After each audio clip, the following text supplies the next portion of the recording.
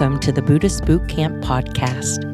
Our intention is to awaken, enlighten, enrich, and inspire a simple and uncomplicated life. Discover the benefits of mindful living with your host, Timber Hawkeye.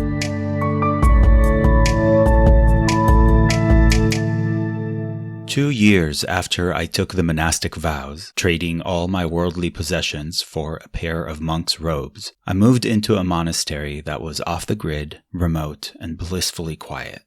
One day, my friend Kim sent me a letter saying, "Timber, I understand why you love living there. I mean, who wouldn't? But how can you honor your vows to be of service to others if you cut yourself off from the rest of the world and keep yourself tucked away in the mountains somewhere?" Kim didn't point out my hypocrisy because she's cruel or judgmental. She did it to shed light on what I couldn't see from where I was sitting, that my actions were not congruent with my words. There was no reason for me to get defensive because Kim wasn't on the offensive. In fact, Kim's comment had nothing to do with her personal needs or opinions. It was about me saying one thing and doing another. Don't get me wrong, I don't regret moving to the monastery in the first place, but after Kim's intervention, I couldn't justify staying. NVC, nonviolent communication, considers unsolicited advice a form of bullying and judgment. But Kim's comment wasn't unsolicited. I have an understanding with all my friends that being supportive of one another does not mean blindly cheering each other on. For instance, if any of us are about to repeat a harmful cycle that we swore we wanted to break, be it drinking to excess, getting into another dysfunctional relationship, or deviating from a path we have previously claimed we wish to follow, we welcome intervention.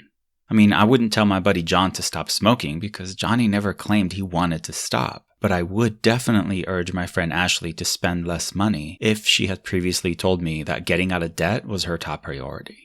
You see, it's not about pushing my opinions on anyone. It's about supporting their decisions regardless of what I think.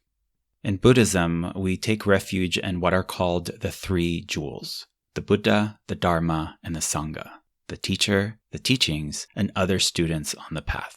My friends are my Sangha, or my congregation if you prefer. And since you are my friend and you're on this path with me, this month's intervention is similar to what Kim offered me many years ago.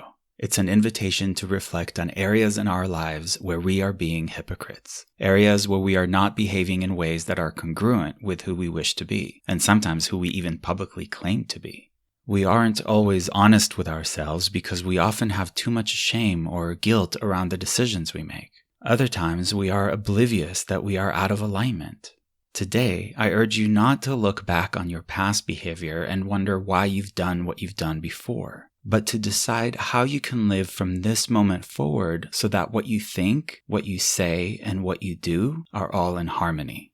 I warn you though, something's gonna have to shift because you will either have to change what you think, what you say, or what you do before you can live a congruent life.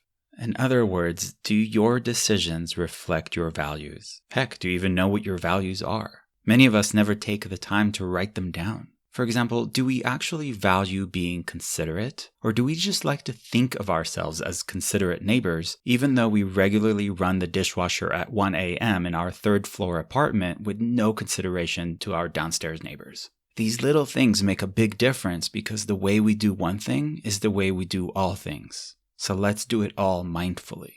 Congruence, consistency, and transparency require us to be vulnerable and honest with ourselves about our strengths and our shortcomings. So go ahead and write down the kind of person you wish to be, as well as the kind of person you currently are, and you will see for yourself where you have some work to do.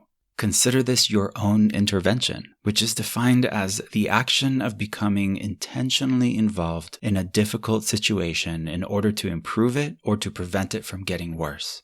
Interventions like Black Lives Matter and the Me Too movement have forced all of us to examine where we have unknowingly, unintentionally, or unconsciously been racist or failed to demand equality even while we claimed to believe in it. And just like simply wearing a monk's robes does not make a monk, or wearing a cross necklace does not make you a Christian, in the words of Tyler Durden, sticking feathers up your butt does not make you a chicken.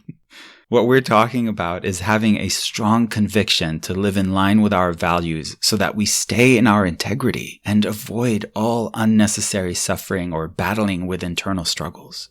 Suzuki Roshi once said, "There are no enlightened beings. There's only enlightened activity." The people we consider enlightened are just like you and me. They simply make enlightened activity part of their daily lives. That is to say, they walk the talk.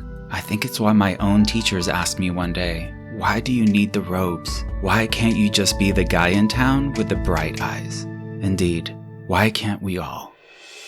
Timber Hawkeye is the best-selling author of Faithfully Religionless and Buddhist Boot Camp. For additional information, please visit BuddhistBootCamp.com, where you can order autographed books to support the Prison Library Project, watch Timber's inspiring TED Talk, and join our monthly mailing list. We hope you have enjoyed this episode and invite you to subscribe for more thought-provoking discussions. Thank you for being a soldier of peace in the army of love.